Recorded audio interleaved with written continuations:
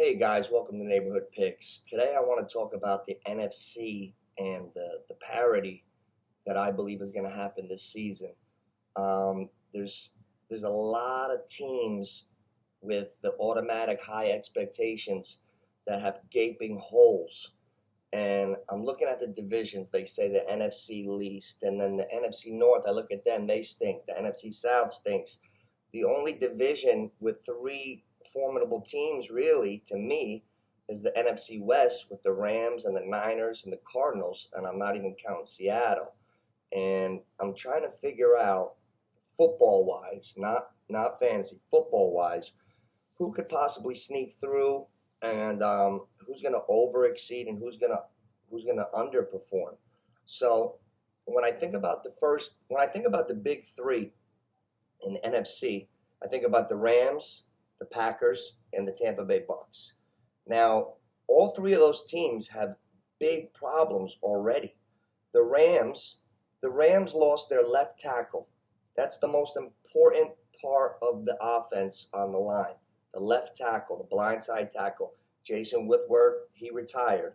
You got Cooper Kupp, who's an all-world receiver, but you replaced Robert Woods, who was just a great football player, and you got lucky, and you got a polished, great route runner who did the job for a while with Beckham, but now you're asking to replace another guy, now Beckham, with Allen Robinson. Now, I don't have anything against Allen Robinson, but there's already super high expectations on the Rams and Robinson.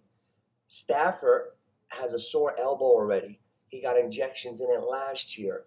Usually, when a team and a guy like Stafford threw 17 picks last year, it's almost a 1 in a million that you make as many mistakes as the Rams did last year and still have Lady Luck on your side to win.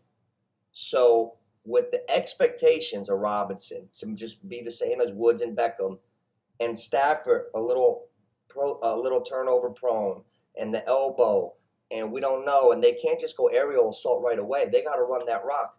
I don't see the over-under is 10.5 on the Rams. That means they got to go 11-6. I don't know. I could see, and that they're playing the Cardinals, they're playing the Niners. I could see the Rams going under the 10.5 possibly this year. I don't see them repeating. They're not that team. They make too many mistakes, and they just caught lightning in a bottle last year. Now you go down to Green Bay. Aaron Rodgers, same thing. Aaron Rodgers, he's taking his ayahuasca, he's tripping, but it doesn't give him back his left tackle. David Bakhtiari, the left tackle on the Packers, he's been hurt for 2 years. It looks like he can't get back on the field. They don't have their tackle. And I don't have to mention they lost Devontae Adams. So now you got Minnesota, who's a threat in that division. Bears, but really it's the Packers division to lose. But they got to go to Allen Lazard now as their number one. That's the unknown. And Rodgers is 38. He should be playing good again, and the Packers just win. But they're also 10.5. The Packers could also fall under that 10.5. I know for a fact the big three are not going over in their wins. The Rams and the Packers are both set at 10.5.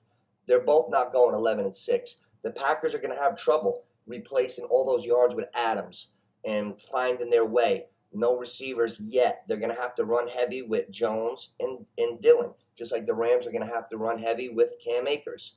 Now you get to Tampa Bay. They're the most confusing conundrum of this whole thing. Tampa Bay, you got Tommy, just turned 45 years old, Tom Brady, 45. He lost his center and his two guards. Dude, that's crazy. Now, today, Mike Evans tweaked the hamstring. He's supposed to be the solidified one. He's been tweaking that hamstring for years. Now, Godwin is back for week 1, they're saying. He tore his ACL late last year. He had 98 catches for over 1,000 yards. Godwin's coming back for week 1, which throws a wrench in the Julio Jones prediction. But now you got Evans, who's already tweaking the hammy, which doesn't get better quick. You got Julio, who says he's healthy, and Godwin coming back. We have no idea. This totally fucks everything up for my head for drafting. Evans, Godwin, Jones. I might put Tampa Bay Bucks repellent on the receivers and not touch any of them because I don't know which way that's going. And as far as wins and losses, Tom Brady doesn't have his line, and he's got to get all that shit right. Hopefully Scotty Miller's back. He missed the whole year last year. Fastest guy in the league, one of them. Now, Brady, he's going to go back to old New England. Tommy, 1 second throw. You're going to see a lot of short passes. He's not trying to hold that ball and get his old ass hit. So you got the Rams, Green Bay, Tampa Bay. They all got holes. They lost receivers. They lost linemen. They all got the same problems. So who do I see sneaking in maybe? That's where I go to the NFC West. It's the Niners or the Cardinals, right? So let's take a deeper look at the Cardinals. You got the little guy, Kyler Murray, twirling around. Not the biggest fan of him anyway. You got Connor back, but you lost Edmonds. You lost Chase Edmonds. You lost Kirk. And Hopkins is suspended half the year for steroids. So now you're already behind the 8 ball. You lost Malcolm Butler. He went back to the Patriots. You lost Chandler Jones. Are the Cardinals going to be that team with everything I just said? Probably not. So who's the most important guy? Probably not fantasy-wise, but as far as the NFL, the NFC, the NFC lead, the most important guy the first 4 to 6 weeks to me this whole season is Trey Lance, because the Niners are ready to win. Throughout history, most of the time, I've seen it with Mahomes going in for Alex Smith. Somebody else went in for somebody always goes in for Alex Smith. But Kaepernick. Usually when a team is good and on the cusp and they push aside what's already considered good for what they think is the high ceiling, he should be ready. I mean, Kyle Shanahan and Lynch, they seem pretty sure that this year is the year. Now, who's got the most solid team? Probably the Niners. They got fast running backs, Elijah Mitchell. They got Debo. They got Kittle. If Trey Lance is really ready, they might sneak up and win the division. And then if Green Bay and Tampa Bay has holes, now you got the Niners pushing right away with Trey Lance's first year starting.